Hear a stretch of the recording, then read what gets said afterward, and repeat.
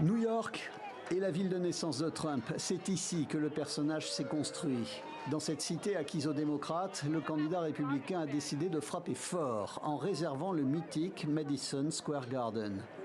Ses détracteurs locaux se sont empressés d'établir le lien avec le rassemblement du parti nazi qui s'était déroulé ici même en 1939.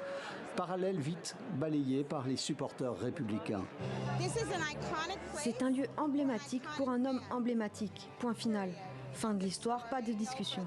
Toute réminiscence de quoi que ce soit dans l'histoire est une exagération de la part des démocrates. Dans une ambiance chauffée à blanc, les principaux soutiens sont là. Parmi eux, Elon Musk, le polémiste Tucker Carlson, le catcheur Hulk Hogan. Toujours dans l'attente du candidat, un humoriste fait son apparition sur la scène. Le comédien Tony Hinchcliffe est connu dans le milieu du stand-up, connu pour ses outrances. Celle qui suit sera très remarquée. Je ne sais pas si vous le savez, mais il y a une île flottante d'ordures au milieu de l'océan en ce moment.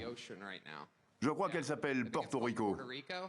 Une blague ouvertement raciste visant les habitants d'un territoire rattaché aux États-Unis. La saillie est suivie d'un déluge de condamnations sur les réseaux sociaux, comme celle de cette élue républicaine de Miami, appelant le comique à s'éduquer, ou le chanteur star latino Ricky Martin affirmant à sa communauté « Voici ce qu'ils pensent de nous ». Puis vient le tour de Donald Trump.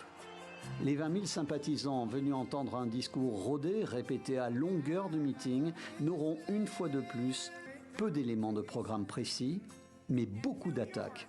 Et cette promesse. Je vous demande de rêver à nouveau en grand. Ce sera le nouvel âge d'or de l'Amérique. Et cela va se faire rapidement, très rapidement. Mardi prochain, vous devrez vous lever et dire à Kamala Harris qu'elle a fait du mauvais travail. L'escroc Joe Biden a fait un travail terrible. Vous avez détruit notre pays. Nous n'allons plus le supporter. Kamala, vous êtes virée. Sortez, sortez, vous êtes virée. Kamala, you're fired. Get out, get out.